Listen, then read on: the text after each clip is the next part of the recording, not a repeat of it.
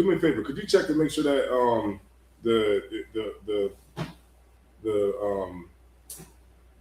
mic is coming through the roadcaster? I'm talking about on here. You know what I'm talking about? How to set it up on there? Yeah, not there. You just go right here. Oh yeah, go to mic. Down here. Let's make sure that it's on the roadcaster. That way, because I think the last one it wasn't on there. All right, cool.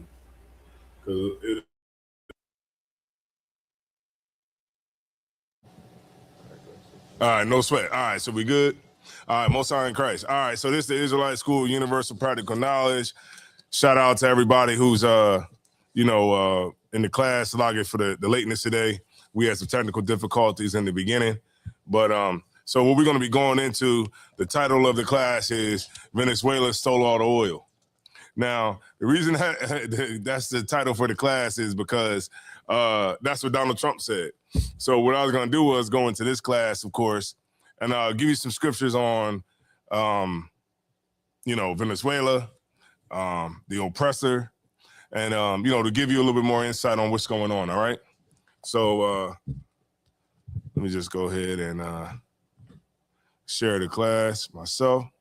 And I implore everybody else that's in the class to share it to so that somebody else can send it. Send it to one of your family members. And we'll get it on in like 2 seconds. All right.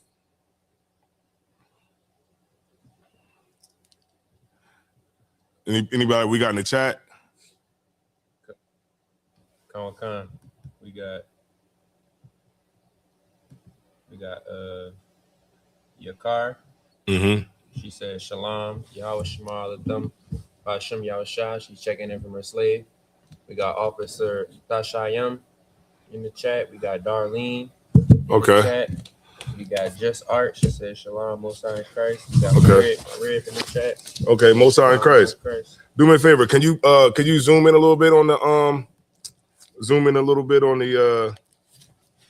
the camera? Okay. See how it's a little bit out, a little bit. All right. Boom. All right. So I got some notes here today. All right. So everybody out there know who is the Venezuelans? Who are they on the 12 tribes? The 12 tribes chart. Anybody know? Go ahead.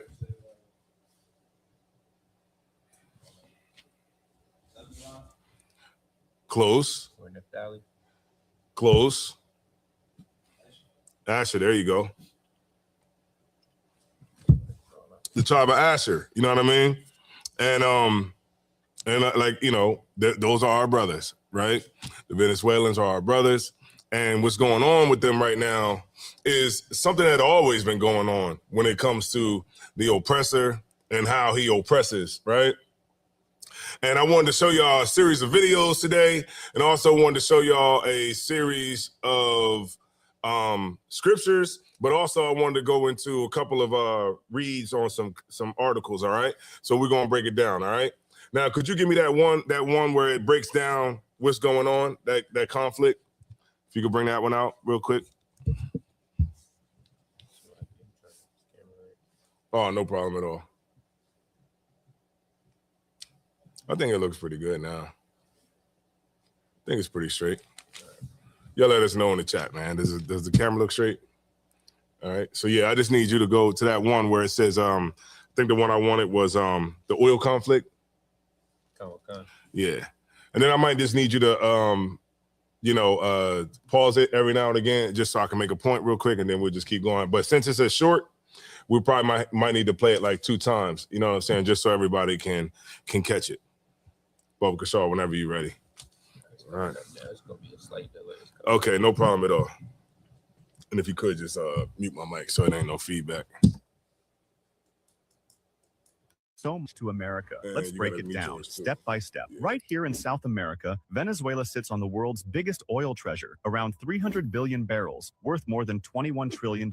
That's more than Saudi Arabia's 267 billion, and way ahead of America's own 69 billion. On paper, now look at the map. Venezuela's oil fields are right on the Caribbean coast. Just a short trip north across the sea, and you hit the U.S. Gulf Coast, home to some of America's biggest refineries. Whoever controls this oil controls a jackpot right in America's backyard. If Venezuela freely sells oil, the market floods with cheap supply. Prices crash. That hurts America's own shale oil industry. By keeping Venezuela locked under sanctions, the U.S. and its Middle Eastern allies keep demand and prices in their favor. Geographically, Venezuela is too close to ignore. Control here means secure supply for the U.S. and denying cheap oil to rivals like China, Russia, or Iran. It's not just barrels of oil, it's global influence. And here's the twist. While the world is blocked, U.S. companies like Chevron still get special waivers.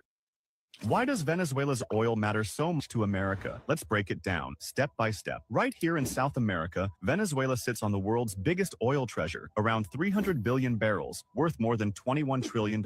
That's more than Saudi Arabia's 267 billion, and way ahead of America's own 69 billion. On paper, now look at the map. Venezuela's oil fields are right on the Caribbean coast. Just a short trip north across the sea, and you hit the U.S. Gulf Coast, home to some of America's biggest refineries. Whoever controls this oil controls a jackpot right in America's backyard. If Venezuela freely sells oil, the market floods with cheap supply. Prices crash. That hurts America's own shale oil industry. By keeping Venezuela locked under sanctions, the U.S. and its Middle Eastern allies keep demand and prices in their favor. Geographically, Venezuela is too close to ignore. Control here means secure supply for the U.S. and denying cheap oil to rivals like China, Russia, or Iran. It's not just barrels of oil, it's global influence. And here's the twist. While the world is blocked, U.S. companies like Chevron still get special waivers.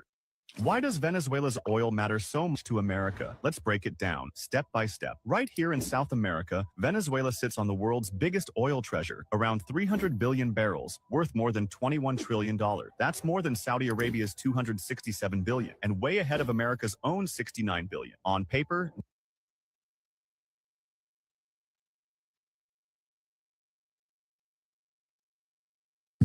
What's going on, Lord Christ? Okay, Most High in Christ. All right. So we back. Oh, you good? Okay, cool. So we back. Oh, hold on. Let me mute that mic real quick. Mute that real quick. All right, Most High in Christ. So we back, right?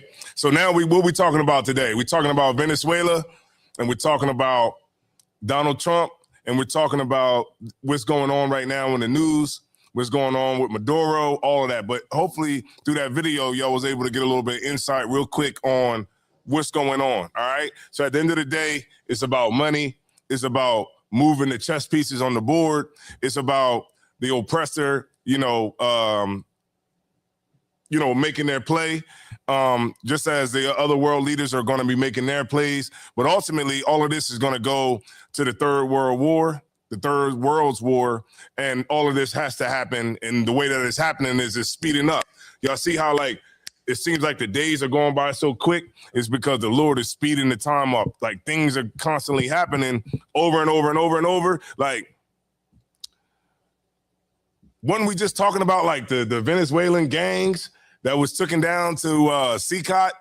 And then remember, it was about the dude who they was trying to come back to America because it was get him free. And then, remember we was talking about Nigeria just a week ago. And then it's so much stuff going on. Then the Israelis is bombing, the Gaza Strip. All this stuff is happening so quick.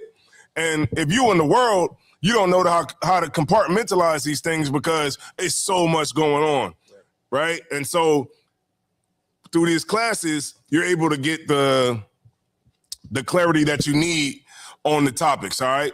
That's affecting us the most, all right? Boom. So let's go to Lamentations 5:1, and let's get a little bit insight on, on what's going on here, all right? And I'm going to take y'all through some scriptures, and then, of course, I'm going to take y'all back to some of the articles and videos that I have, all right? What's going on, y'all? Y'all good? Oh, okay. Being good? All right, Khan. This is the book of Lamentations, chapter 5, verse 1. Remember, O Lord, what is come upon us, Consider and behold our reproach. Mm-hmm. Our inheritance is turned to strangers. Say that one more time. Our inheritance is turned to strangers. Right. You see that? That's the oil. That oil is the inheritance of Venezuelans, right? Our brothers from the tribe of Asher. That's their oil, right? But it's been turned over to strangers. Right. And which strangers are those? Not just America, but it's also turned over to the Russians. It's also turned over to the Chinese. It's also turned over to the Iranians, right? And all different types of countries around that get the oil from there. Now, are they giving all these nations got a hand in the oil? It should reflect that by how much oil it is, right? Like, if you got like all of these different countries, France, all these different countries that are getting oil from Venezuela, then it should reflect in the people. You know what I mean? But it's not. And that was one of the things too. Like with what was the one before Maduro? Wasn't it Chavez? I think it was Chavez. But a lot of these leaders, they be so controlled by other countries that it's like, they give the country these loans. Like China will give like Venezuela these loans, and they give like high interest on the loans. Then Venezuela can't pay the money back. So then they say, okay, well then we got to get the oil. And then before you know it, the whole country is getting raped by every other nation just to stay afloat. All right. Boom. So it said that they took our inheritance, right? Our inheritance is turned unto strangers. Go ahead. Our houses to aliens. Uh-huh. We are orphans and fatherless. Mm-hmm. Our mothers are as widows. Mm-hmm. We have drunken out water for money. We have what? We have drunken our water for money. Somebody break it down. Instead of natural resources, we rather money. You on it, but just give me straight to the point though. We have drunken our water for money. We used up all our resources. So like, you around there? Anybody in the chat? We have drunken our water for money. Tazapa? Anybody? We have drunken our water for money. Anybody want to take a shot at it? Anybody in the chat? nah, Anybody in the chat? not yet. No. Go ahead, Makawar. Officer Makawar.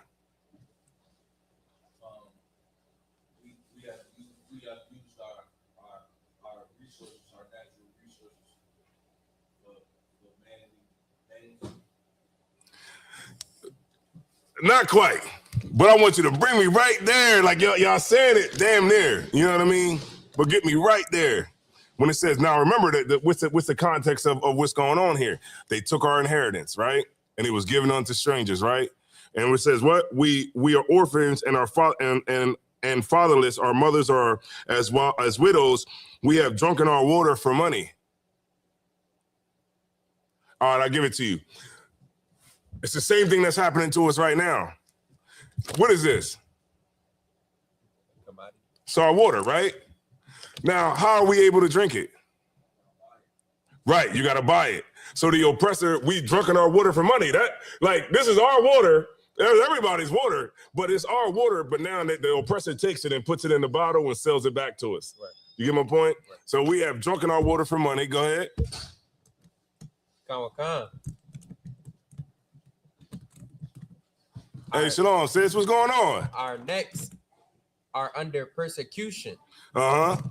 We labor and have no rest. Mm-hmm. Now, how many people can understand? How many people can understand what's going on right here? When it says we have drunken our water for money. Our wood is sold unto us, right? Like they cut our trees down, right? And then like we talking about the Venezuelans in this sense, right? Right. They cut their trees down and then sell their trees back to them. Right. The wood back to them. Go ahead. We labor and have no rest. Mm-hmm. We have given the hand to the Egyptians and to the Assyrians to be satisfied with bread. All right, yeah. So this is going into something else, but yeah, you get the point, right? The whole point is oppression, and the same thing that our brothers and sisters is going through over in Venezuela is the same thing that the 12 tribes have been going through, since we've been over here in America and all the surrounding places. All right? Boom. All right. So let's go into, let me go to, I said, so it's a couple good ones, man. Let me get, damn, I got a couple I want. Let's go to Habakkuk 2 and 4. We don't go to Habakkuk too much, huh?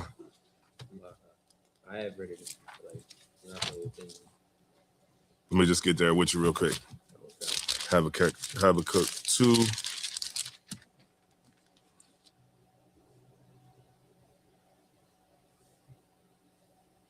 Verse 4. Khan.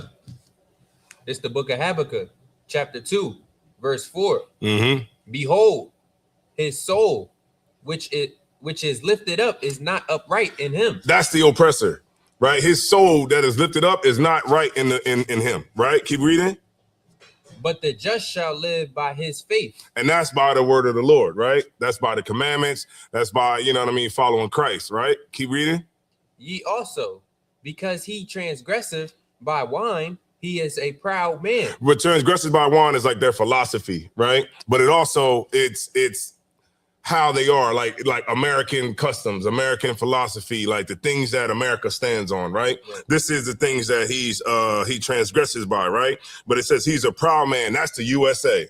Right. The USA is proud, and they man, you look on like you look on like different like blogs all over, like you're reading online.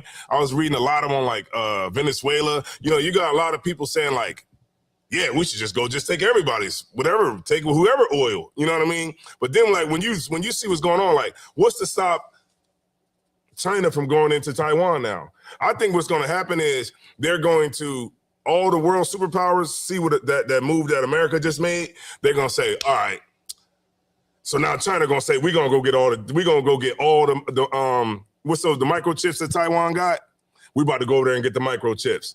Then Russia might say, you know what? We're gonna go into Africa and we're gonna invade you know, whatever African nation, and we're gonna take all the coltan out of there. You know what I mean? Right. The minerals that are in the ground, you know, like the minerals they need for cell phones and different things like that. They're gonna say, you know what? We're gonna go in there and we're gonna take it.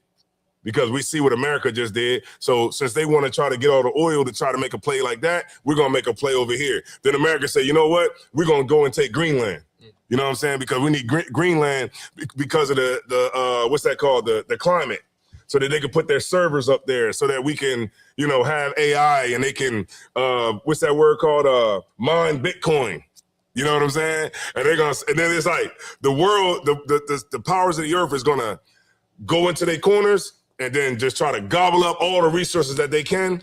And then next thing you know, man, it's just going to be like, it's going to lead to World War III. Right. You know what I'm saying? Because at some point, everything is going to come to a head. All right. Keep reading. Khan. He's a proud man. Neither keepeth at home. Right. Because can you bring me down from proud man just so we can focus back in real quick? Khan. He is a proud man. Neither keepeth at home. Right, because the oppressor don't stay home. He all in Venezuela trying to see what's going on. He all the way down in Taiwan trying to see what's going on over there. He's in the Ukraine trying to see what's going on in Ukraine, which, you know, is none of our business. But he's all over there. He's all over in, you know, North Korea, South Korea. You know, all over the world, the oppressor has been in everybody's business, and he does not what it say? He does not what? Stay at home, keep it at home. Neither keepeth at home. Who enlargeth his desire as hell.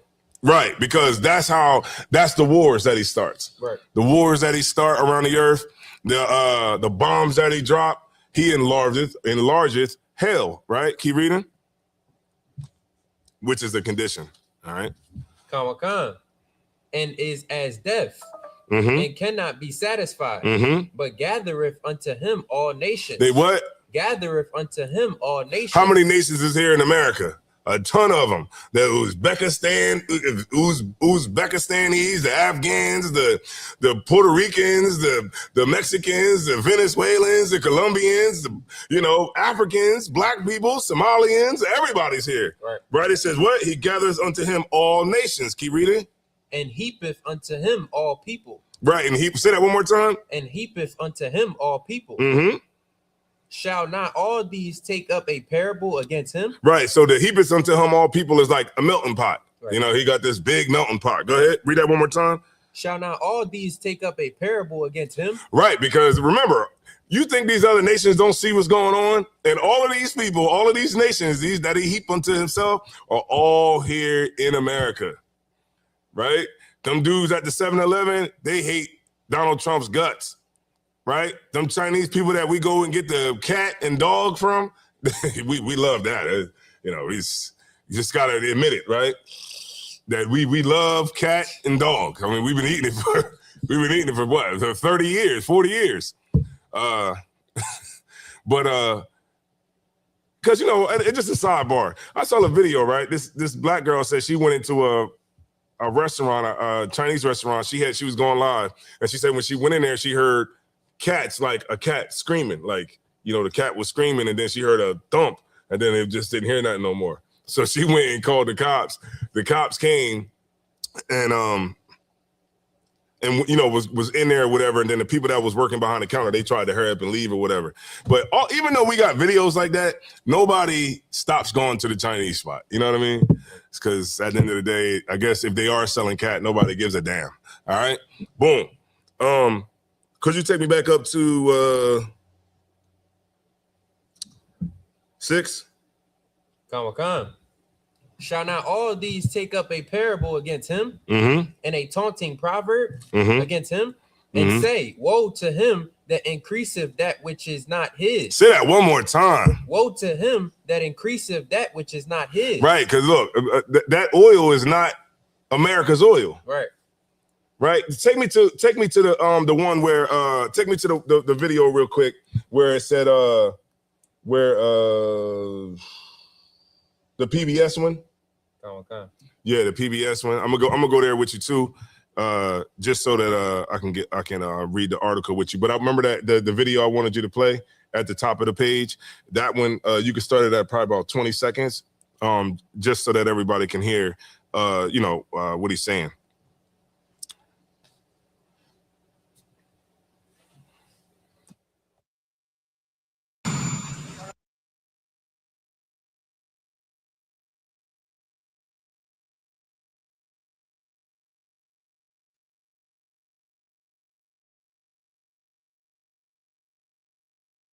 Remember the verse.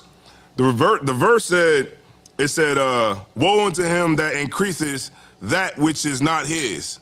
All right? Boom. All right. Whenever you're ready, you can play it. Yeah,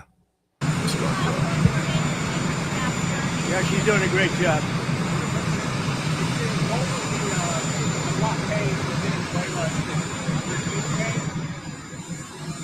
Just a blockade. Not going to let anybody going through that shouldn't be going through. You remember they took all of our energy rights. They took all of our oil from not that long ago, and we want it back. But they took it. They illegally took it.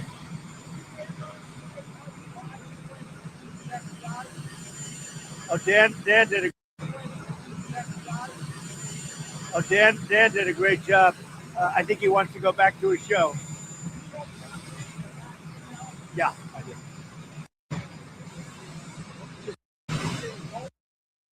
Now, y'all hear what he said? He said they're asking him like, what's going on? And he said, we got a blockade. Real quick, if you could just pause it real quick. Now, he said they got a blockade, right? They asked him like, what's going on with Venezuela? He said that they got a blockade, right? Oh, hold on. Let me, we got a slight delay, right? So, boom. He said, we got a blockade or whatever. And that's how the oppressor is. The oppressor is like, he builds a wall no matter what. And what's going on is the wall that he's building around Venezuela is with ships. You know what I mean? It's military formation ships, so nobody can come in, nobody could go out. And that's always been the characteristics of Esau. right? So they're asking him what's going on. He said that we got a blockade, but he's also going to say, and I want you to listen closely when he says they shut us out. They took our oil, right? He's goes back to the scripture where it says woe to him that increases that which is not his. All right, go ahead. Yeah, she's doing a great job.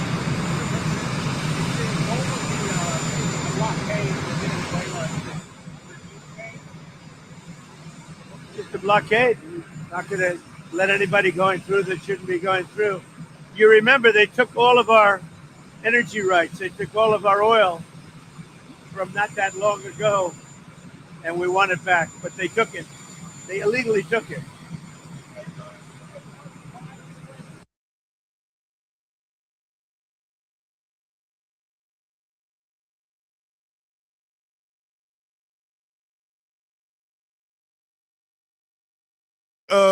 Unmute me. You can leave it right there. You can leave it right there. But I'll just go ahead and talk. All right, y'all see, he said they illegally took it. So boom, let me read a little bit of this, right? Unmute me. You can leave it right there. You can leave it right there. But I'll just go ahead and talk. I'm gonna bring this down. Salaka, y'all, for the reverb on the mic. All right, boom. Let me see. You done with that video?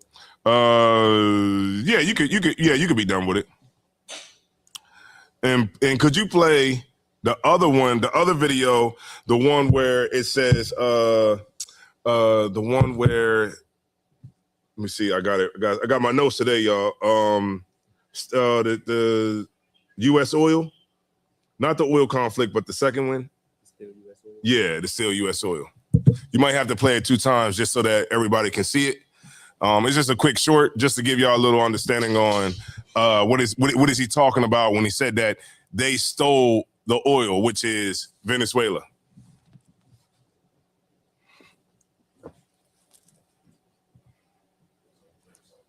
Nah, I'm too out. Go ahead, do your thing. Trump's claim explained in 60 seconds. Donald Trump says Venezuela took all of our oil and that the U.S. wants it back. But is that actually true? Here's the reality. Venezuela has some of the largest oil reserves in the world, and they're Venezuelan, not American. What did happen is this. U.S. oil companies like ExxonMobil and ConocoPhillips once operated there.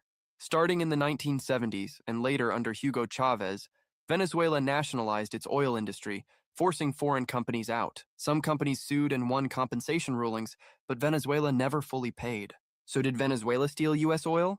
No. Under international law, nationalization is not the same as theft. Trump's statement is political framing, arguing that U.S. companies were unfairly stripped of oil rights, not that America owned Venezuela's oil. Bottom line, Trump did say it. But the claim that Venezuela took U.S. oil is misleading, not a proven legal fact. Did Venezuela steal U.S. oil? Trump's claim explained in 60 seconds. Donald Trump says Venezuela took all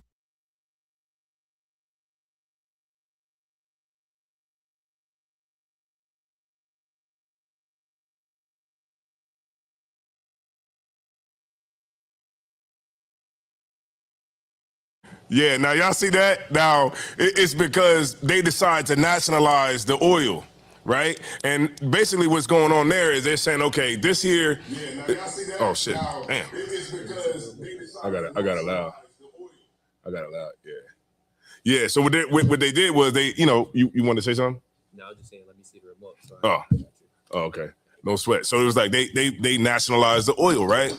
So what's going on is they're saying, okay, this is for us and this is for the betterment of our people, because at that time, so many people was coming in and raping the industry, you know what I mean, and taking oil for themselves. And at that time, Venezuela wasn't benefiting. So they decided to say, you know what, we're going to take it because this is going to benefit, we're going to nationalize it because this is going to benefit us as a nation, right? Before it benefits anybody else, right? And so they kicked out these oil companies, right? But check this out. Some of the oil companies, they had to they got compensation for getting kicked out, right? What does that remind y'all of? Reparations? For the so-called Jews Well, the Jews, but I'm saying, what does that make you think about when somebody gets kicked out from somewhere, but you got to pay reparations to the people that got kicked out because they got kicked out? The natives, yeah, but give me more. Haiti, you know what I'm saying? When they got kicked out of Haiti, what did Haiti have to pay back to the French? Like, oh, okay, because you're kicking me out, because we're taking everything that you have that's supposed to be yours, because we're taking it and you kicking us out, then we still get reparations from you kicking us out. The white man is the devil. The white man is the devil that the Bible speaks of. And I don't see how people in 2025 can't understand that yet. Can't understand it. What are you doing? If you in church, if you were going to church in 2026, then I'm sorry for you. I mean, I think that you literally live under a rock. Like how that what's that those commercials say? You don't know about progressive insurance, which you've been living under a rock? Yeah, you've been living under a rock, because everything that's out here, all this information that's being said out here, we should be being a possessor of that knowledge, right? But instead, we just want to be so simple and so simplistic with our existence here on the earth. When you see the oppressor, like Donald Trump, that's Christianity right there. That is Christianity at its finest right there. That, not the black Christianity. I'm talking about white Christianity. That's what it is right there. We're going to go and he said it's our oil. He said it's ours. They illegally kicked us out. How they illegally kick you out if they decide, hey, look, man, this is for us? Ain't that what America did?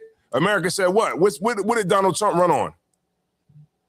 America first, right? So what happened when the Venezuelans want to say Venezuela first? Right. Now that's illegal.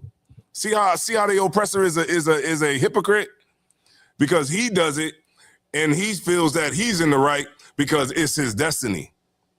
Right? To own and gobble up everything. You know what scripture I want? Give me that. If he had robbed, would he had leaving something?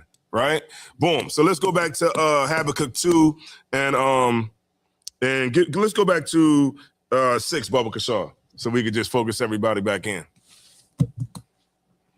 Khan. This is the book of Habakkuk, chapter 2, verse 6. Mm-hmm. Shall not all these take up a parable against him, mm-hmm. and a taunting proverb mm-hmm. against him, and say, woe to him that increaseth that which is not his? Right. That's all everybody's talking about. Do you think these heathens don't sit at the African dude that worked with me, he came in and was like, did you hear what Trump had done? I'm like, yeah, I heard what he did. Yeah. He has went to Venezuela. You know what I mean? I'm like, yeah, I mean, you know, that's the way the oppressor is. I mean, these heathens, boy, they sit around eating a fufu, eating all that, you know, eating their couscous and octopuses and all that at the dinner table. And they talking about what's going on, what Trump is doing. And they are upset about it. And it's a lot of sleeper cells that are here in America. You know, you think them people are cool that's down at the 7-Eleven. You think those people that's behind in that Dunkin' Donuts making them nasty donuts, you think that they cool. You think that these Akis, you know, in these corner stores is cool, right? Hey, make it the Aki way. Ain't that what those videos be saying? Hey, make me this, make it the Aki way. You know, them Akis, man, they hate America. You know what I mean? Them splinter cells, and as soon as they go down, where the first place they gonna look? They mad at white people. Where's the first place they gonna go? Somebody read my mind. Black people. That's the first thing you're gonna do. They mad at America. They mad at America for taking all the oil, but they're not as mad as they would be, you know, to you, you know, being in the ghetto, right? Boom. So, boom. All right, we just change it up a little bit. All right. I got that Obadiah for you when you're ready. All right, no sweat. Go ahead. You can go to Obadiah. Baba Kashaw. This is the book of Obadiah, chapter 1 and verse 5. If thieves came to thee, if robbers by night, how art thou cut off? Mm-hmm. Would they not have stolen till they had enough? Right. They don't have enough. They can never have enough. They're on their way to Greenland next. They're going to Greenland and then Denmark and all that. What the hell are they going to do? You know, they got guns. I mean, that's the way the world works. That's why I'm not surprised by what's going on, because if you pay attention to the oppressor, that's how it works. That's how life works. I got guns more than you, and you don't have enough as me, and I'm going to come and take everything you got. Who cares? What you gonna do about it? What you gonna do? What happens? And I was watching this one, Trump saying, well, Venezuela isn't America, still America. I said, damn. You know, they start rationalizing it like, well, it's still America, you know, it's just South America. I mean, the way he looks at it, all of that's Mexico. Go ahead. If I could, the only thing that's saving a lot of the other countries is the fact that I don't know if you said this already, but they have nuclear weapons. Mm-hmm. Maduro, to my knowledge, he doesn't really have nuclear capability, so they could just come in and kidnap the man in the middle of him sleeping. Yeah, you know what I mean? Trump was watching on the on the body cam. He was watching everything. They caught Maduro in bed. They caught him in bed. You know what I mean? Damn, imagine that. You in there trying to get some meat with your rib. They run up in there, boom. SEAL Team 6, like, hey, you going back with us. And they brought him back to New York, too. Of all the places, they brought him back to New York. Yeah, and his rib to New York. Reverse, when they just trying to get all the Venezuelans out of New York, and now they taking them back. But go ahead.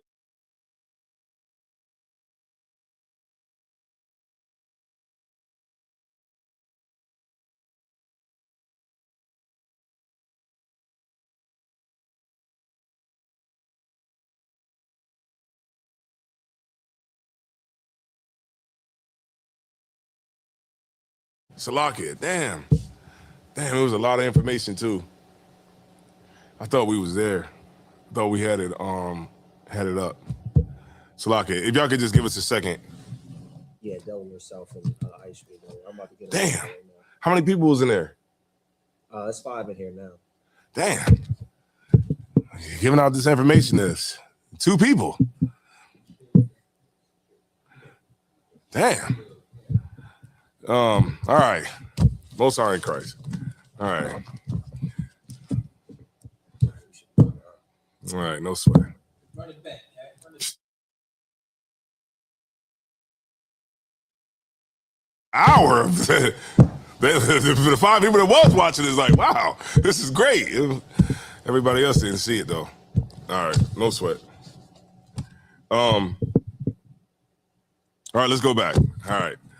All right, this is ISUBK Israelite School. All right, no sweat.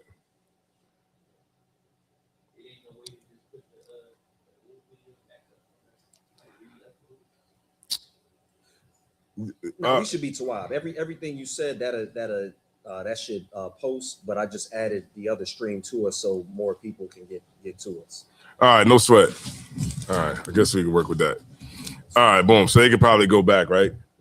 All right, so this is a warning for everybody, just a PSA announcement. If you just now tuning in, you can go back and get the information at the beginning of the class that you might have missed.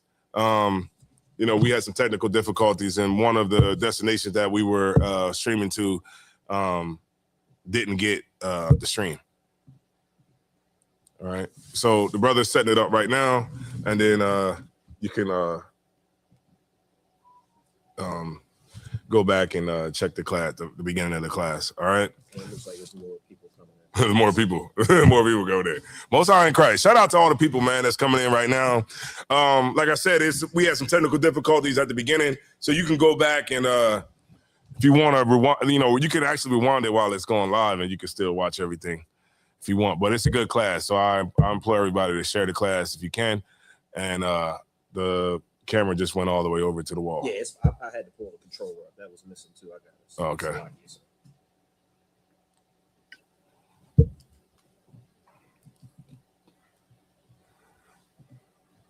All right, we on the money now. All right. 10 people in the building. All right, we got. You want to have me shout out the chat real quick? Go ahead, man. Go ahead and shout out the chat. Let's refocus everybody back in. What are we talking about? We're talking about Venezuela. We're talking about how Trump stole the oil from Venezuela. We're talking about our brothers in Venezuela. We're talking about brotherhood, sisterhood. This is the class tonight, right? This is why we're here. We're here to, inject brotherhood and sisterhood back into, the 12 tribes of the nation of Israel. All right.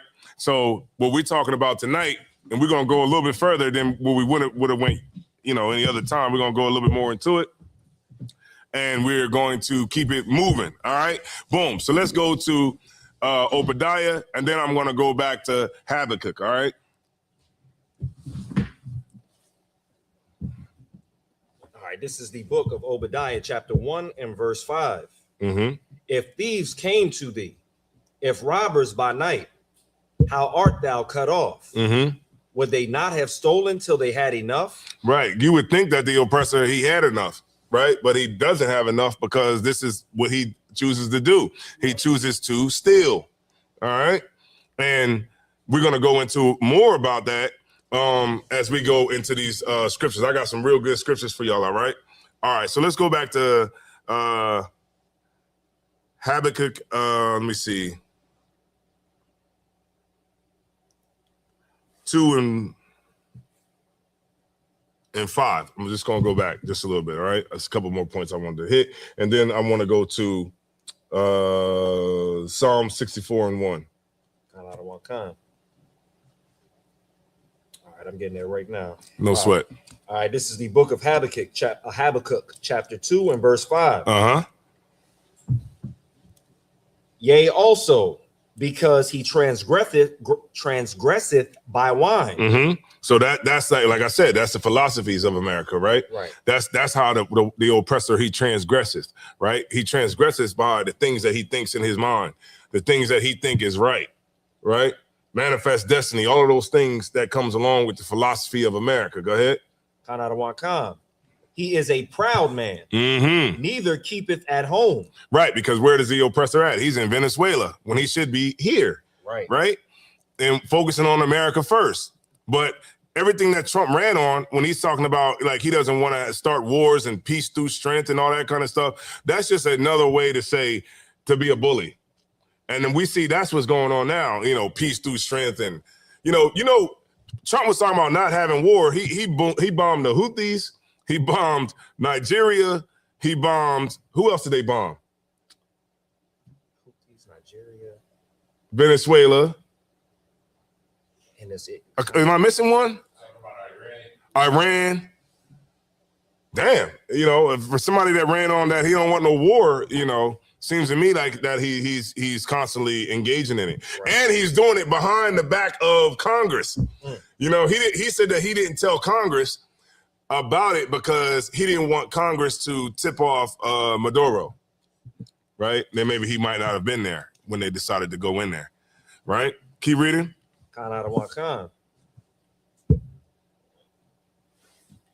Who enlargeth his desire as hell, mm-hmm. and is as death, mm-hmm.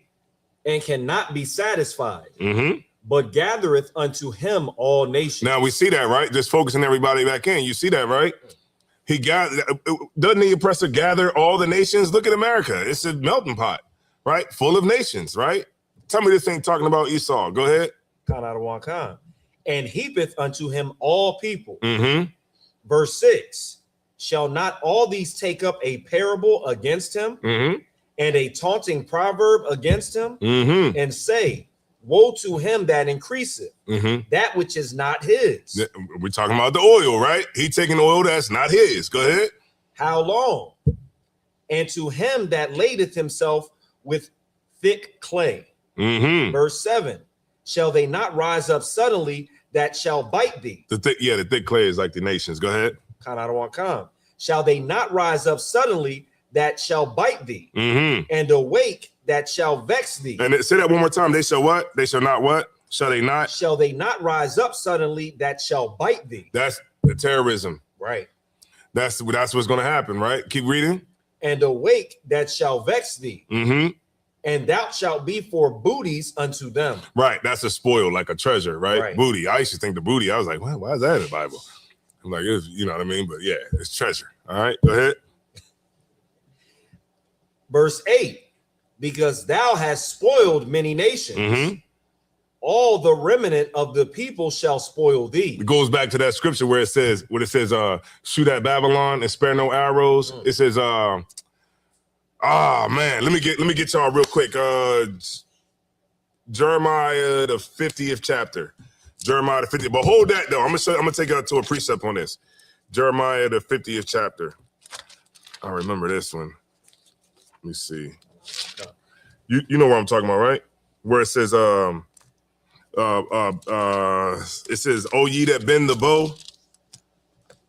You know what I'm talking about, Matazapa? "Oh ye that bend the bow." Oh, let me see. I know it's in my brain. I think I got it. I know I ain't going crazy. Hold on. I think it's Jeremiah 50 and 14. Yep, there you go. I'm going to it right now. You got it. This is the book of Jeremiah, chapter 50 and verse 14. Mm-hmm. Put yourselves in array against Babylon. That's battle formation. Round about. Mm-hmm. All ye that bend the bow.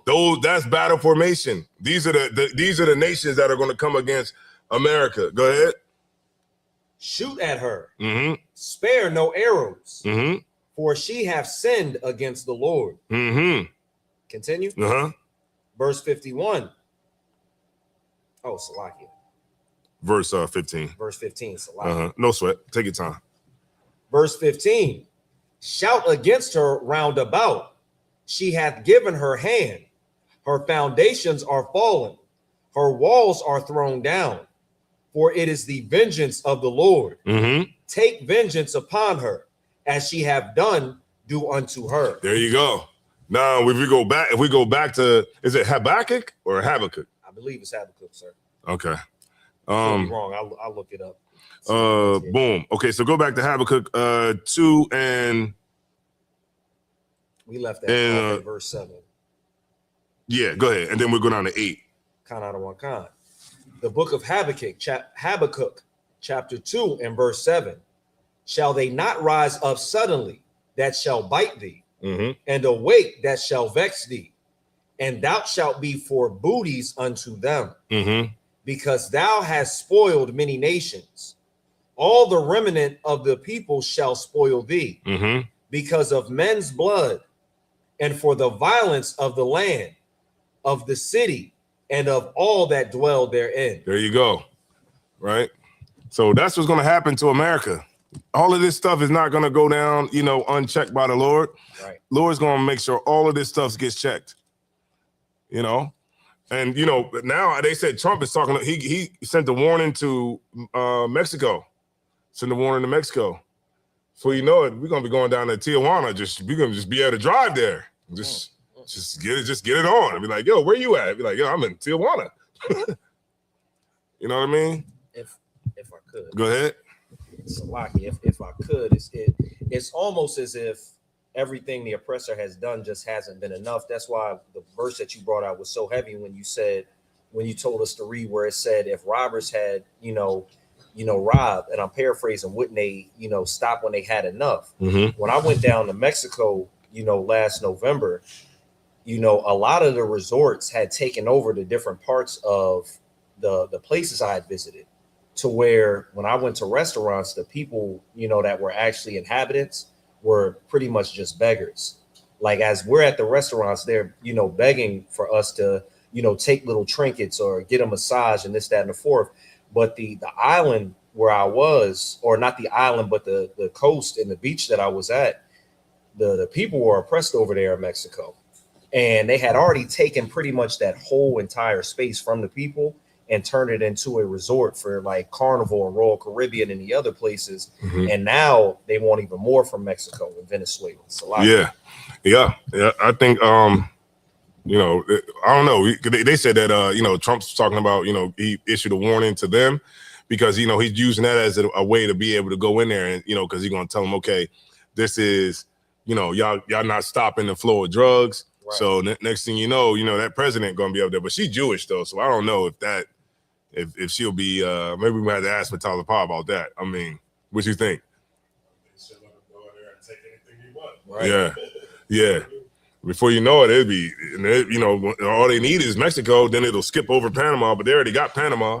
You know what I mean? Because they already got control of the Panama Canal, so then they would just skip over that and just go right into Venezuela. But then from that point, you know, who's to stop it from going all the way down? Go ahead, sis. What do you think about him pardoning the president of Honduras who was charged with bringing 400 tons of cocaine? Well, yeah, because it all goes down to business too. You know, like people in high places. Like, and the general, Commander General Yohana brought this out. Like, you know, the oppressor, like, everything in the world is not how like people think, you know, and people perceive it to be. Right. Like we're set by a whole set of rules that are not the rules that, let's say, the CIA follows or the MI6. Right. What's that other one called? The KGB. Right. Go ahead, Matazapa. Yeah, we're not. They have, okay, when the government, like the general was breaking it down, when the government sets up a society, right? When people set up a society, the government basically runs the people that's inside of this box a certain way. But then they have another group of people that go out and do all the dirty work, make the shady backdoor deals, you know, go around, start wars, right, you know, take the treasure from every other country. But then we're over here getting locked up for riding with weed in the car. You see what I'm saying? But they have CIA that's, you know, busting all this stuff in by the truckloads. But, you know, so it's like they play by two sets of rules. And the people that are in the middle in the box, those are the stupid people.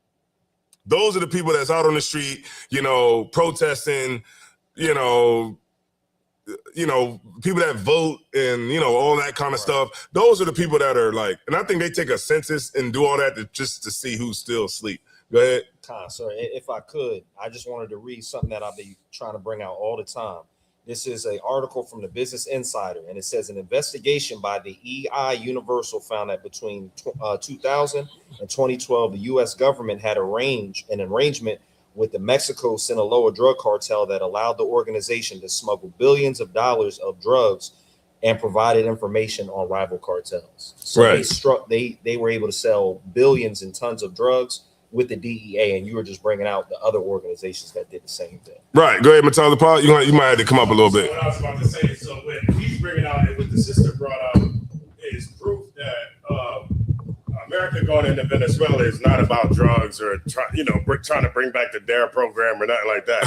the DARE, they don't know about the DARE program. It's literally about the crude oil because of Venezuela's crude oil. Mm-hmm. You know what I mean? Yeah, he said the DARE program. You know, the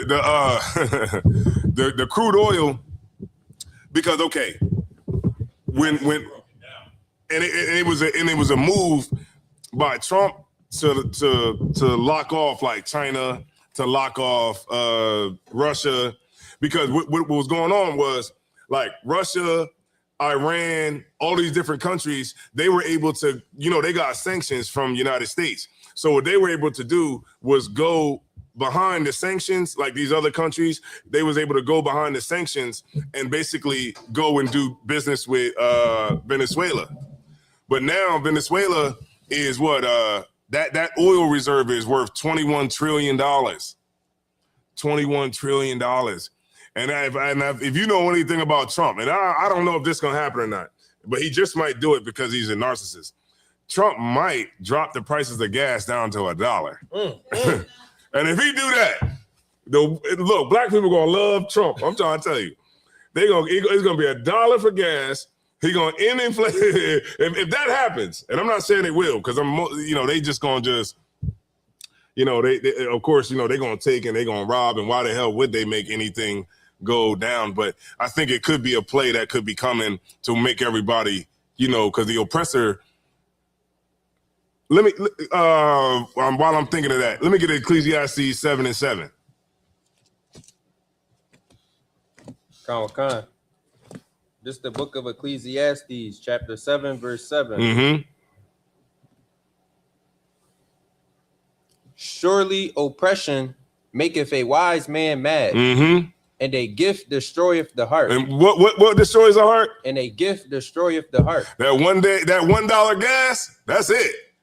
We forgot about the protest that we were supposed to be doing once the SNAP benefits came back. Right. I thought we wasn't gonna go out for Christmas or Thanksgiving or Black Friday or Cyber Monday. I thought it was all over when we wasn't gonna get our SNAP benefits. But what happened? They turned it back on. And what do? They gave you the gift. And what did that do? Destroys your heart. Right. And where are we at? In the lines on Black Friday, busting through the door to get the doorbuster sales. Right? Now you fighting with an old lady over the last TV. You know what I mean? Because that's where it is. The gift always destroys the heart. And I guarantee you, mark my word today, because I remember I said they was going to turn the SNAP benefits on. You remember that, don't you? Right. And I said that was going to happen when we was in class. Before it happened, I knew they would, because everybody's like, well, we're going to go out and we're going to rob all the Walmarts. Then remember Walmart said, all right, I see what you niggas trying to do. All the food is going to have to be ordered through online to get any food out of here while niggas was talking all that crazy nonsense on TikTok and Instagram. But then they turned the SNAP benefits on, and then now all that just went away. Now, a lot of people are upset about Venezuela and everything like that. Now, once there's any kind of kickback to the people to make things a little bit easier for you, everybody gonna say, well, you know what, it probably was better for Venezuela. You know what I mean? Probably was better for them. That way we can ramp up oil production, and you know, we can get the people back and they can have jobs, and we can have all these United States companies come in, and they could be the 51st Commonwealth, right? They can end up being just like who? Puerto Rico. Right. And that will happen, because we just read it just now. And it says that a gift destroys the heart. All right. Boom. Let's get Proverbs 64:1.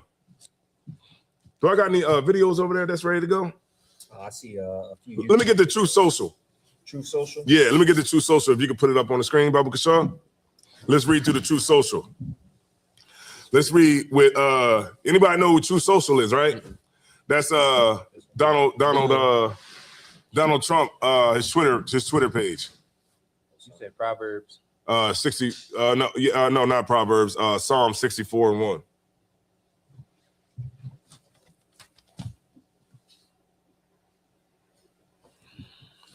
All right, we're gonna read the True Social one. I mean, real quick, right?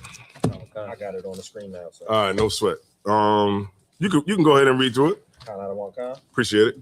All right, this is Donald Trump's page on Truth Social.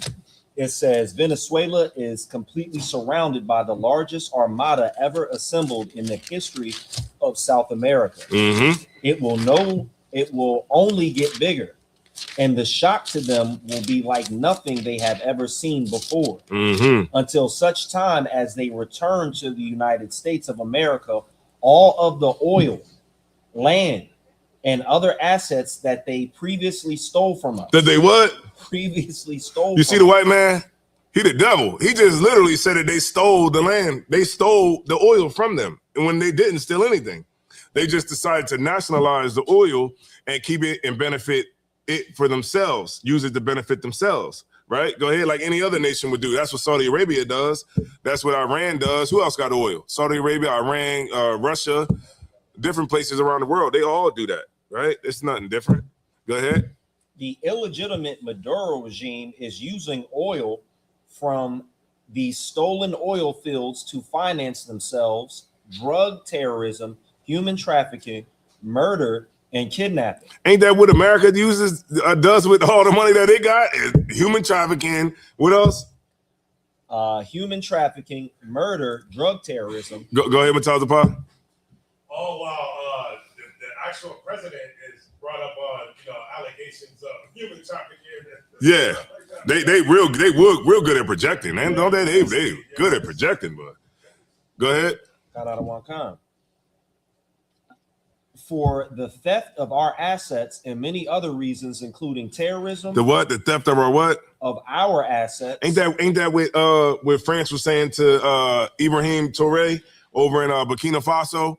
They were saying, "Oh, yeah, you see, you taking that, you're thefting of our assets because we need to use your resources to power up Russia. I mean, to power up France. So you can't do that." And that's with the same thing. You see that, like the lingo that the oppressor uses. Go ahead. And many other reasons, including terrorism, drug smuggling, and human trafficking. Mm-hmm. The Venezuelan regime has been designated a foreign terrorist organization. Therefore, today I am ordering a total and complete blockade of all sanctioned oil tankers going into and out of Venezuela. Yeah, he took everything. He took the tankers, everything. And now the thing, like I was watching like Chavez, right? I mean, not Chavez, but Maduro. Maduro was the president, right? But he got voted out of office, right? But he stayed in office. He just was like, what? I don't care. So that's why you got like you have a mixed reaction between the Venezuelan people, because you got the people that supported the candidate that actually did win, and then you got people that support Maduro. So it's kind of like a mixed reaction between the country. All right, so it's a video I need you to put up. It was about Jon Stewart. It says what does it say? It says Venezuela, Iraq. Yeah, there you go. Right, you might have to play it through 2 times just so that we can so the everybody can see it. All right, might have to play it through 2 times, but I'm gonna show y'all how the oppressor is the devil the Bible speaks of. All right, you can mute my mic, and I'll come back after it's over.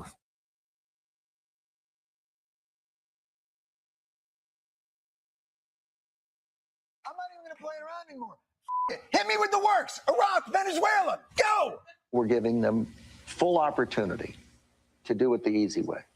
And when it doesn't work, we'll do it the hard way. If we can do things the easy way, that's fine. And if we have to do it the hard way, that's fine too. Chemical weapons is a threat to the United States. Fentanyl poses a chemical weapons threat to the United States. Al-Qaeda terrorists inside Iraq. Al-Qaeda of our hemisphere. If we can get rid of Saddam, it could really begin to transform the region. There's an opportunity to transform the entire region. Bringing freedom and democracy. Democracy and freedom Can serve as a beacon of hope. Shock and awe. Shock and awe indeed. I'm not even going to play around anymore. Hit me with the works. Iraq, Venezuela, go! We're giving them full opportunity to do it the easy way. And when it doesn't work, we'll do it the hard way. If we can do things the easy way, that's fine. And if we have to do it the hard way, that's fine too. Chemical weapons is a threat to the United States. Fentanyl poses a chemical weapons threat to the United States. Al-Qaeda terrorists inside Iraq. Al-Qaeda of our hemisphere. If we can get rid of Saddam, it could really begin to transform the region. There's an opportunity to transform the entire region. Bringing freedom and democracy. Democracy and freedom Can serve as a beacon of hope. Shock and awe. Shock and awe indeed. I'm not even going to play around anymore. Hit me with the works. Iraq, Venezuela, go! We're giving them full opportunity to do it the easy way. Oppressor is, man. Work, he closing it. Okay, cool. Y'all see how the oppressor, man? It's the same thing between Iraq when they were saying the same nonsense that they was feeding us back in that time. In that time, I was in the world. I was believing it. You know what I mean? I was like, maybe they do got weapons of mass destruction. I want to be safe, But come to find out, it wasn't nothing over there. That's what they were telling us, and that was back in when did they go to Iraq? That was what, like 2000, and that was like the 90s. That was the 90s. I think I was in church in the 90s. Yeah, so that's about the 90s, right? 2003? It was early 2000s. That was early 2000s, right? So, cause wait a minute, okay. What you say? It was under Bush, right? Damn. I didn't think it, cause wait a minute, 9/11 happened in what? 2001. Yeah, 2001. Okay, 2001. Okay, so it would have been Operation Desert Storm would have been before that. It says the U.S. invaded Iraq in March of 2003 based on claims 2003. that Saddam Hussein possessed weapons of mass destruction. Okay, 2003. There we go. And they pulling the same thing now, in 2026. Same thing, same verbiage. They're saying the same exact thing. And if you're not, smart and understand what the game that's being played, you'll believe it again. 25 years later, the same playbook, that they always use. the entire region. All right, boom. Can we go to Psalm 64:1, please? We just got a few more, and then we're gonna be out of here.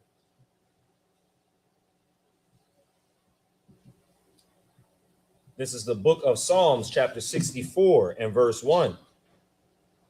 Hear my voice, O God, in my prayer. Mm-hmm.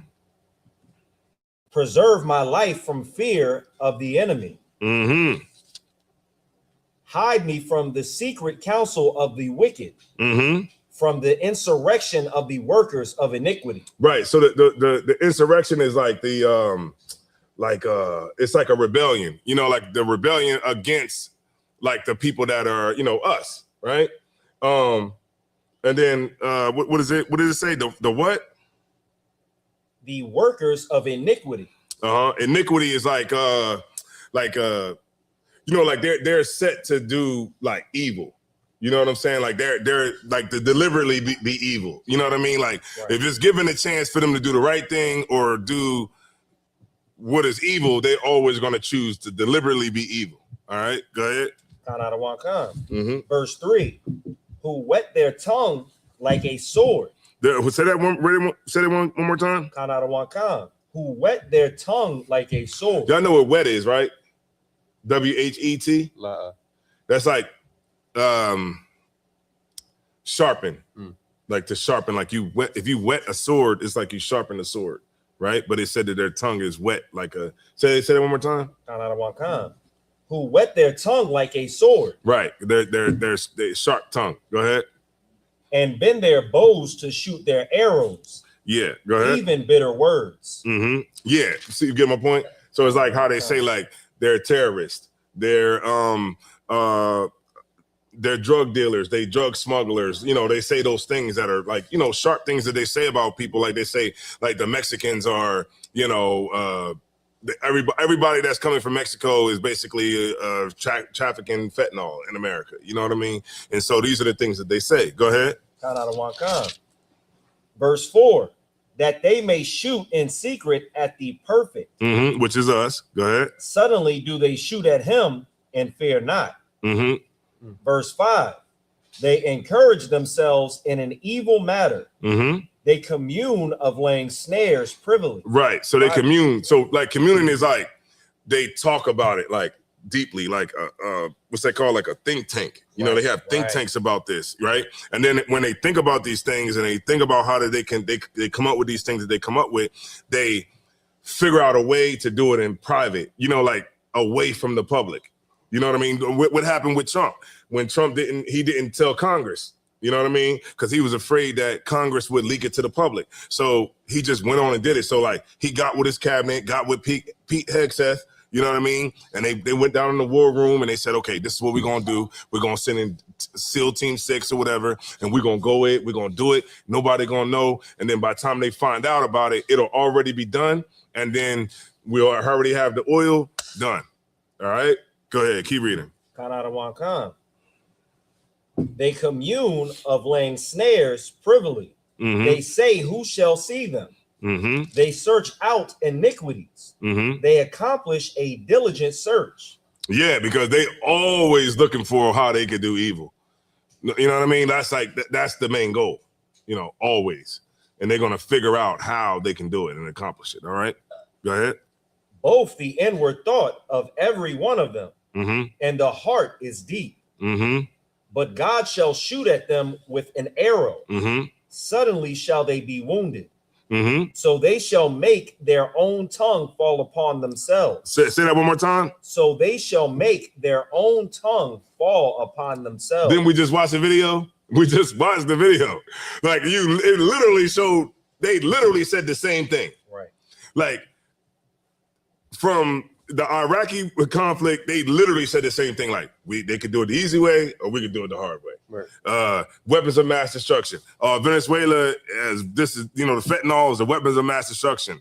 You know, it's the same parallels between the two. They always make their tongue to fall on themselves because once you do the research, you'll see the game that's being played on you.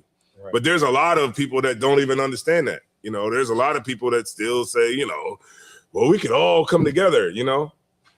And it's just it's unfortunate, you know, that our people are still jammed up in this way of thinking. Go ahead. All that see them shall flee away, and all men shall fear, and shall declare the work of God. For they shall wisely consider of his doing. The righteous shall be glad in the Lord and shall trust in him, and all the upright in heart shall glory. And see, this is one thing that the other tribes got to understand is like, if you got like a prejudice against niggas, man, you're gonna have to put that to the side. Right. You know what I'm saying? Because the tribes aren't gonna be able to beat the oppressor single, you know what I mean? Singular. It's not gonna happen. You know, we try it, but it just don't work that way.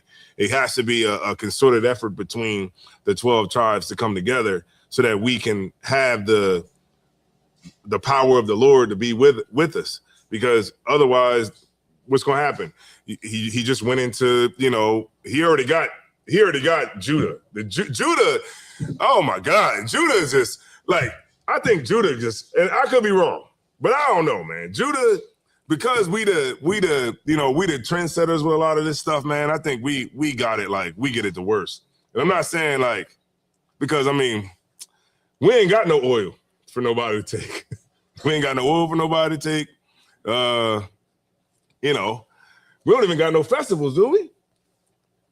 Give me a black festival. Somebody give me one. Don't say Juneteenth. That's African. There's a Polish festival, right? What's the other ones? What's the other one?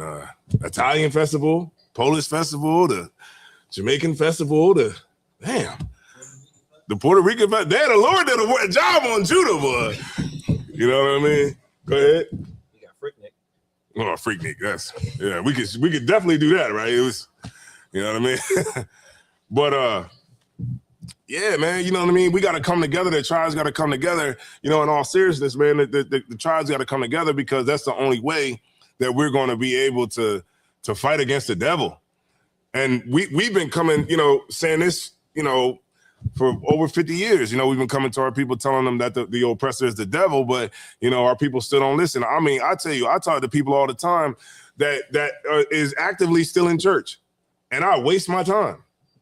Like every time I get to the point where I'll be like, well, you know what? Let me take some time and start breaking the scripture down to you. And I tell you, I'm like, what's going on? Oh yeah, just got out of church. What did you learn? Nothing. We learned about Ruth. Okay, what you learn about Ruth? We learned about Ruth. You know what I mean? It's just like, man, our people are just, and that goes back to like brainwashing. I know how we hear that word like brainwashing and just the influence that the oppressor has over our minds. But like Black people are the most hard-hittedest people in the planet Earth. Because when you go to our people and you say, man, you're the most special people on the earth, man, the church is doing this. You could break down every scripture. You could tell them why they shouldn't celebrate Christmas. And I remember the general said it one time when I saw the video. The general said, man, he said, people just gotta just admit to themselves that everything that we telling them to do, like not eating pork and not eating shellfish and stuff like that, the truth is you don't care. You know that it's wrong. When you can admit that to yourself, then I think that we will be able to overcome a lot of things that we feel and you know what I mean? When Black people are able to admit that, yeah, I hear what y'all saying about, we're not supposed to eat crabs. Go ahead. You wanted to say something? No, I'm just motioning like they be like. Yeah, just like just be straight up and just say, I know all that's in the Bible, but I don't care. Go ahead. If I could, I had literally had, a few conversations about, Black traditions being rooted in, oppression, Sunday being on not being a Sabbath, this, that, and the fourth. And that's why I had named my last class, Do You Even Care? Mm-hmm. Because you're right. We tell people time and time again, we'll show them clear, concrete facts. And then they go back into just doing the false thing. Like to know that Sabbath is on Saturday and still go to worship on Sunday is just insane to me. That means you don't actually care. Yeah, you just don't care, right? The the brainwashing is just so heavy on your brain that you just don't care.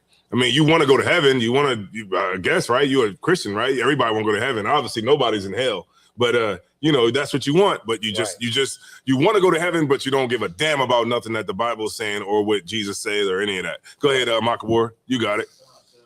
Can you speak in the mic so everybody can hear you? I was talking to somebody today, and they was basically saying they can't keep the Sabbath because they want to live their life to the fullest right now. And right now ain't a time for them to be thinking about the Sabbath. And they know when the Sabbath is. They say from Friday sundown to Saturday sundown. And I'm like, well, you can't just chill for 24 hours. I'm like, in my head, I'm just saying that, but I'm listening to the person and they like, well, if I get it all out of me now, when it comes time for me to really want to do it, I'll be able to do it. And the question was asked, so one day you're not going to have the liberty to choose to rest on the Sabbath. You're gonna beg for the Sabbath to come because you're going to be going through so much work. You're going to be working, and that's the only day you get to rest. What you going to do then? Yeah, I think a lot of times, like with people, they just, you know, it's like we've been so deeply embedded, like with Christianity, that it's just, you know, one of those things where, you know, you just really don't give a damn about anything. And then it's like, who said that you're going to live tomorrow? Who said that? You comfortable, huh? You think that life is promised and you're going to be good. There's a lot of people that's 19 that got killed or 19 that died, 18 that died that wish that they could have had time, right? I bet that's what they was figuring too. That they had time and they was going to live to be, what, 50 and 60? We all say that in our minds, but you don't know how long you're going to live. So why not serve the Lord now, you know, and because we all know that this is just a temporary thing, right? This is temporary. Everything that you do in life, it really does not matter, right? All the arguments, all of that stuff just doesn't matter. It's just, it's all frivolous, you know, beef, all of that, it doesn't matter. You know, at the end of the day, what matters is serving the Lord. That's what matters, right? All the rest of the stuff, I mean, how much stuff can you do? You know, I mean, what? Besides doing drugs and getting with hoes, well, I mean, what much more can you do? I mean, you know, you're exploring what you can do, right? But it ain't really much you can do. So at this point, man, it's like, why suffer sin for a season when you can serve the Lord and be on the good side, the right side of the Lord, right? And be something powerful. I know when I go to the kingdom of heaven, I want power in the kingdom of heaven. I don't want to be in the kingdom of heaven and be the trash man. You know, you're still in the kingdom of heaven, still talking about how hard it is. You know what I'm saying? We want to make sure that we put ourselves in a good position. I want to be able to be one of the 12,000. You know what I mean? I want to have power. I want to have a double portion of food. You know what I mean? I want to have a lot of wives. I want to have land, cows, sheep, goats. I want to eat good. I don't want to be, you know, in the kingdom of heaven, you know, burying bodies. Go ahead. I just, for those you don't know, when Cap is saying the 12,000, he's talking about the tribe of Judah because there's going to be 12 from each tribe. Yeah. That went over anybody said. I want to be able to, you know, I don't know. Lord allow. I wouldn't mind going in there talking to Christ. You know what I'm saying? Like, hey, look, we got this going on over here. You know what I'm saying? But you know, most of the people they ain't gonna even never talk to him. You're gonna be way back there. You can't even get close to Beyonce. You think you're gonna get close to Christ? What to get close to Beyonce is what? $2,000 ticket. You ain't gonna get close to Christ, man. There's gonna be too many people around him. You know what I'm saying?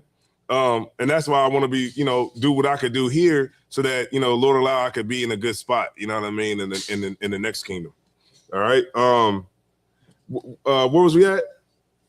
Salakia. We were let me get back to it. We left off at Psalms 64 and verse 10. And that was the last verse. That was the last verse. Okay, let me get First Maccabees 8 and 13. First Maccabees. Let me see, I think that was it.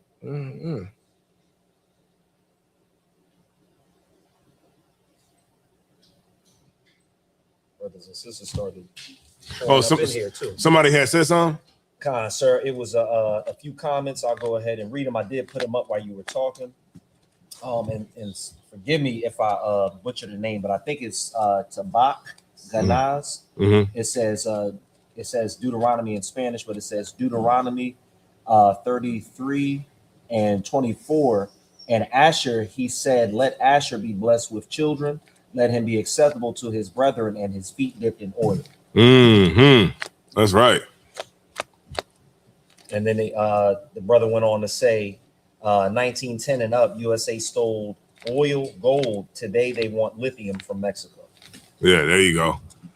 And they go. I think Donald Trump's gonna be on the warpath. I mean, because he don't got to get elected again. So it's like, what the hell? Right. He don't care. Yes, Go ahead, sis. They're saying he's not leaving in 2028. Uh, Like land and rock to start all these wars. So well, yeah. I mean, if that oil goes down to $1,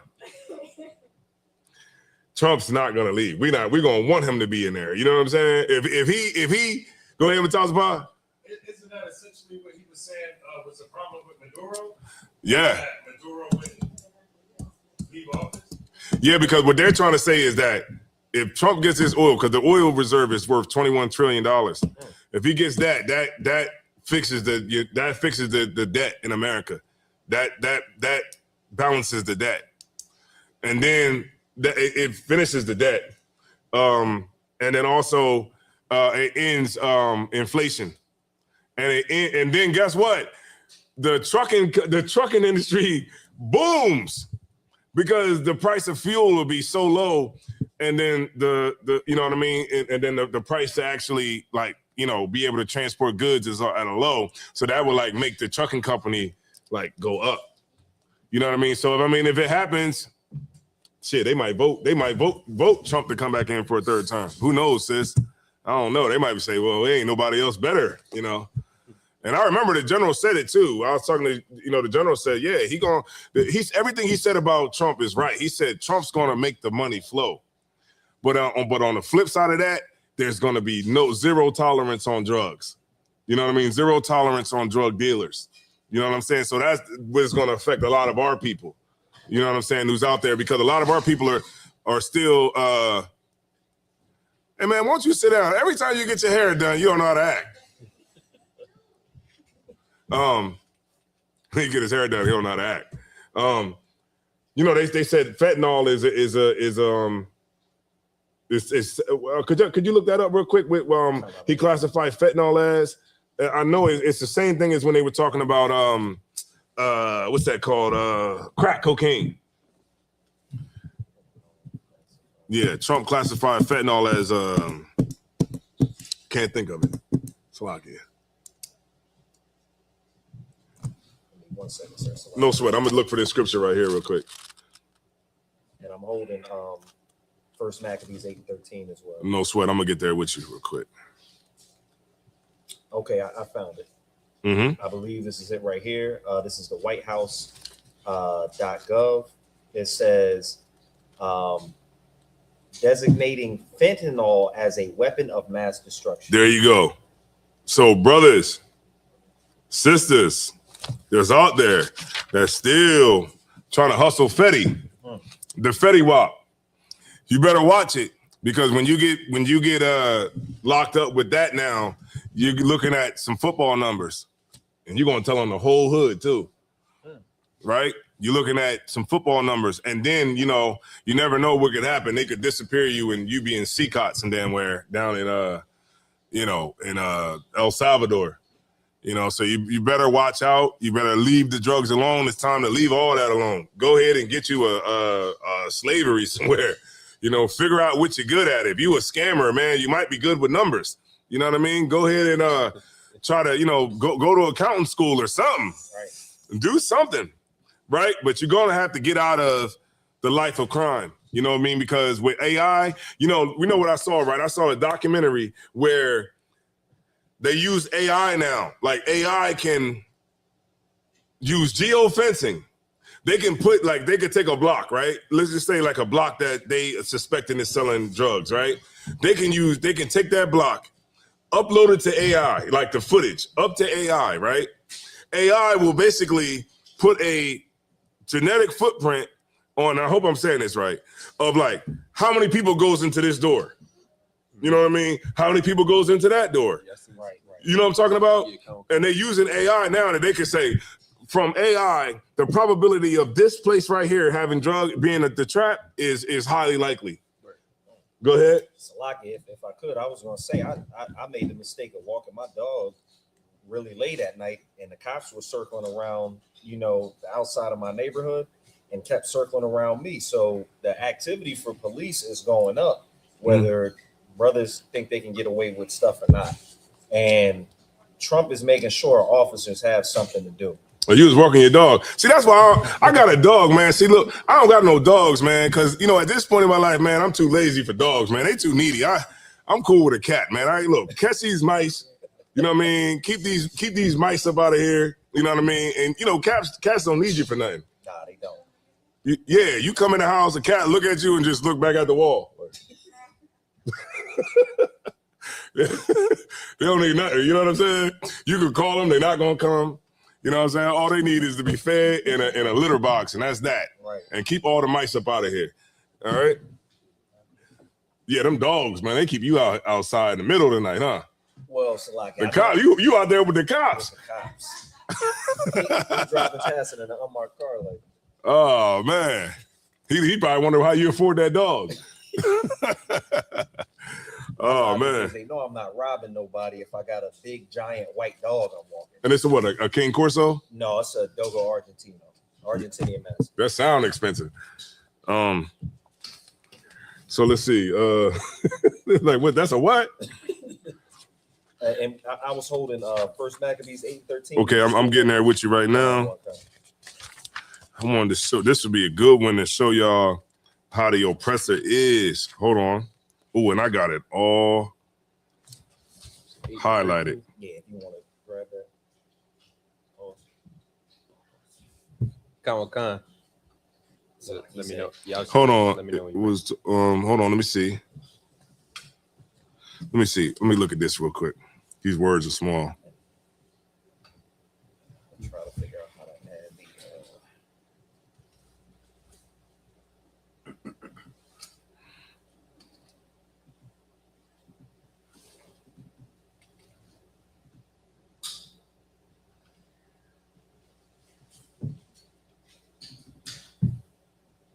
Okay, start at 1, and then we're gonna skip down to 12.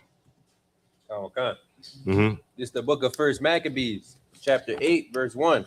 Mm-hmm. It says, now Judas had heard of the Romans. Had heard of the who? Of the Romans. Uh-huh. That they were mighty and valiant men. Valiant men. Valiant men. Mm-hmm. And such as would lovingly accept all that joined themselves unto them, mm-hmm.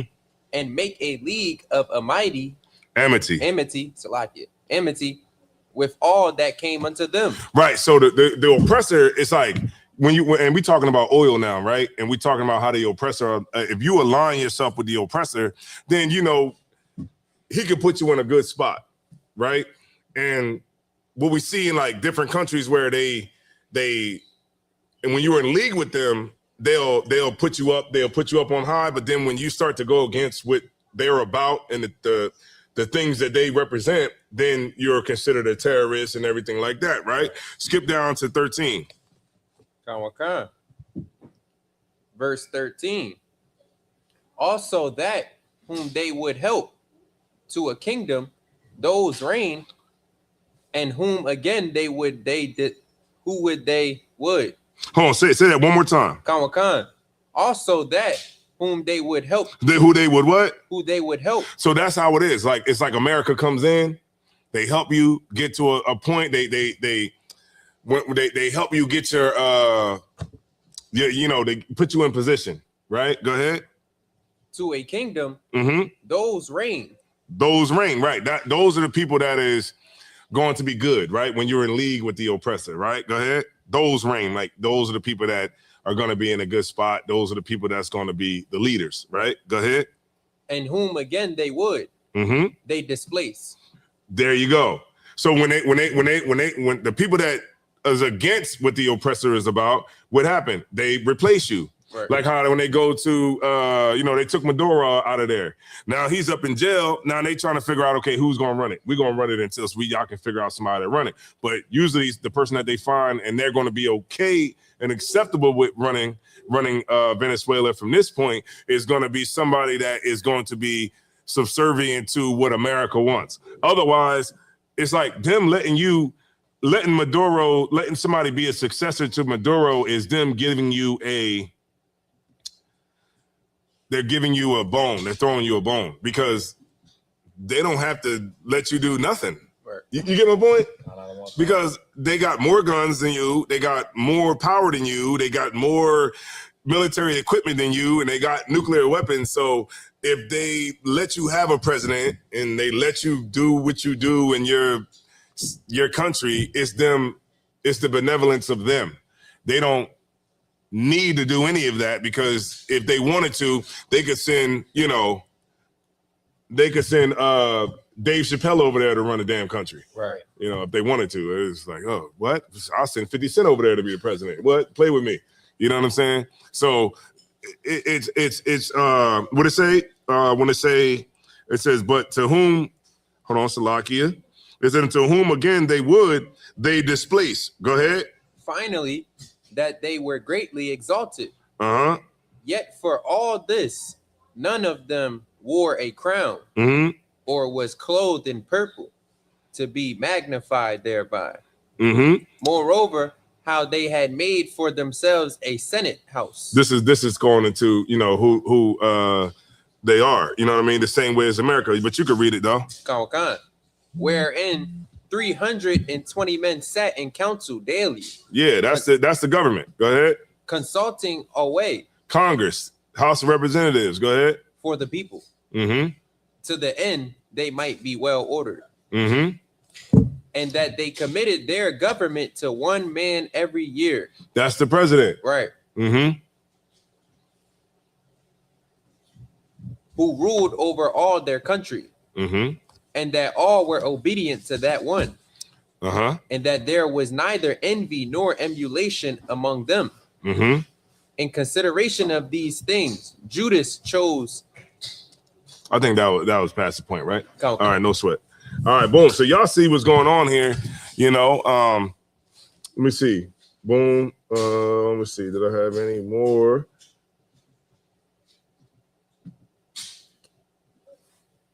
Zephaniah 2 and 4. And then that'll be it. Zephaniah 2 and 4. Let me get there with you real quick, just to make sure I'm not going past.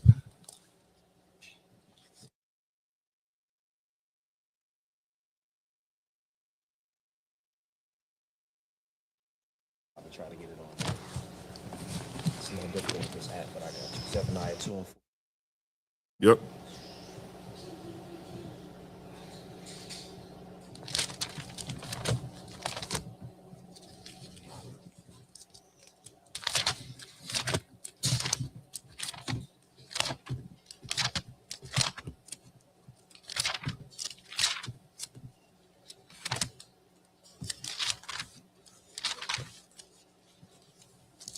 All right. Whenever you're ready. This the book of Zephaniah, chapter 2, verse 4. Wait a minute. I'm tripping. Hold on.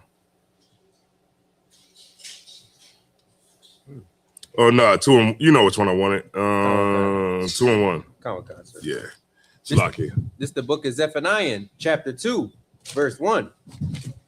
Gather yourselves together, yea, gather together, O nation not desired. Before the decree, bring forth before the day pass of the chaff, before the fierce anger of the Lord come upon you, before the day of the Lord's anger come upon you. Right. So this is us, coming back together, under the Lord, us, doing what we need to do, like Christ said to do, like the Lord said for us to do, the Bible said for us to do. What we've been telling everybody to do is that we have to come back to the Lord. And we see what's happening here in Venezuela is what the oppressor always been doing. you know, and I mean, nobody know it better than Judah, huh? Right. But you know, and for all our brothers and sisters that's out there, man, if you're Venezuelan, if whatever, man, look, we need to come together, you know, and we got to get ourselves, you know, right, because the 12 tribes of Israel, we ain't going nowhere, obviously, without each other, because year after year, we keep trying to figure out a way to do it. I mean, people, you know, they Catholics and everything, don't they think that something's up with that? You know what I mean? Catholics, all that's down in South America, man. They lost in that damn white Jesus down there. That white Jesus, man, is got a hold on a lot of our people down there, man. And they're gonna have to come back to the Lord and understand that the oppressor is the devil that the Bible speaks of. Right. Right? Get up in these classes, drop something in the bucket. You know what I mean? Drop something in the bucket. Let's not, I mean, just for, you know, the world thinks it's 2026, all right? But we really know what the real deal is. But what I'm saying is, whatever it is, 2026, man, you know, let's try something different this year. You know what I mean?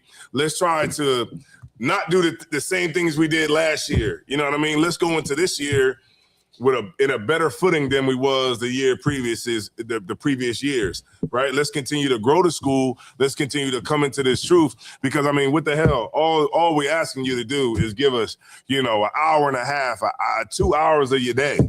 All right. You give it to your oppressor with no problem at all. Right. So get up in here, get this truth, learn these scriptures, get them broke down. And for the sisters with the super big mouths, not the sisters in here, but the sisters in the world with the super big mouths, get under some brother's foot and learn the damn scriptures the right way, right? Because a lot of sisters be trying to, you know, come with what they heard, you know, in a movie. But learn the right way, man. Come into the truth, man, and get down with the nearest camp leader of your city. You know what I mean? And Lord allow, we'll be here next week and check out the videos that's coming out from the brothers on the rest of the week. All right. And with that being said, go ahead. You want to say something?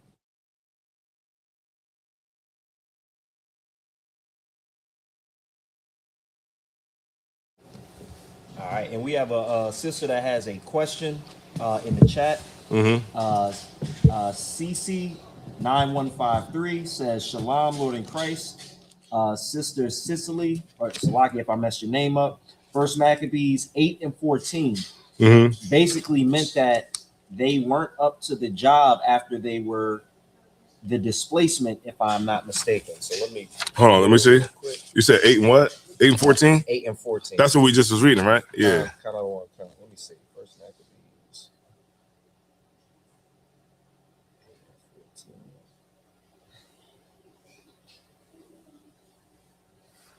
I think that, yeah, she said First Maccabees 8 and 14.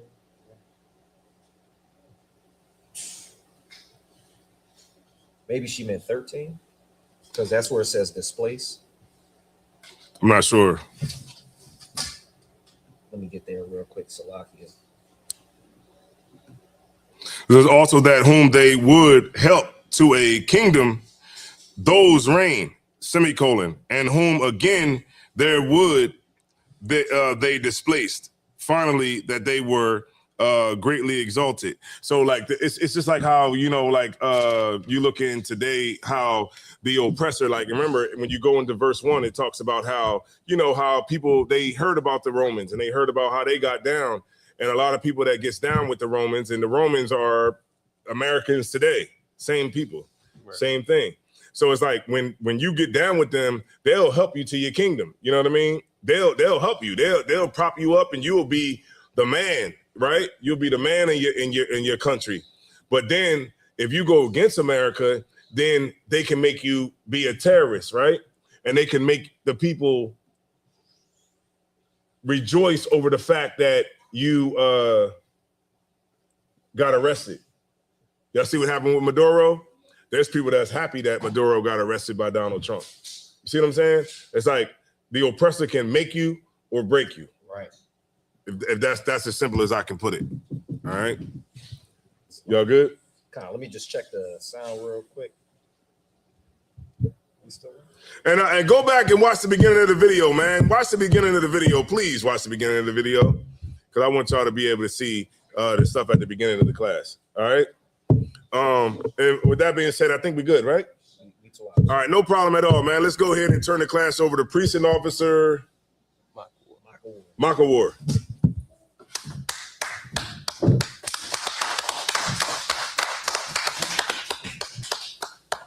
You can start reading. I'll go ahead and get the camera on you. Here's the UPK service security announcements for the new rules of any brother or sister. Brother or sisters off women for 6 months. They'll to be saluted only after 6 months. If any brother or sister is interested in a particular person, they're to seek counsel from the head, tithing, which is a commandment, Numbers 18:21, Malachi 3:8. My Aisha up is 10th in Hebrew, 10th of every penny of any increase the Lord gives you. Priest funds, free will offering. It's not mandatory. Give what you will. Upcoming holy convocations is the Feast of Purim, February 19th, and the 20th here at 51 Blue Hand Drive. To all the blacks, Native Americans, Hispanics. No, you good. Just all the blacks, Native Americans, and Hispanics. Get here, man. We're gonna come together, like the Bible says.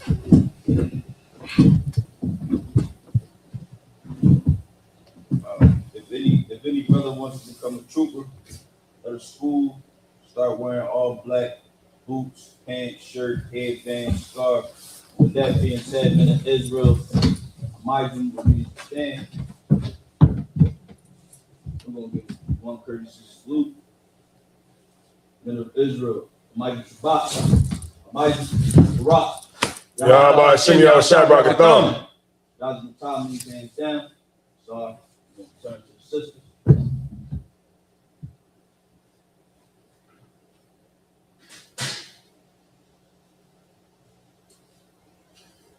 Give the sisters a courtesy salute. Men of Israel, Mighty Shabbat, Mighty Barak.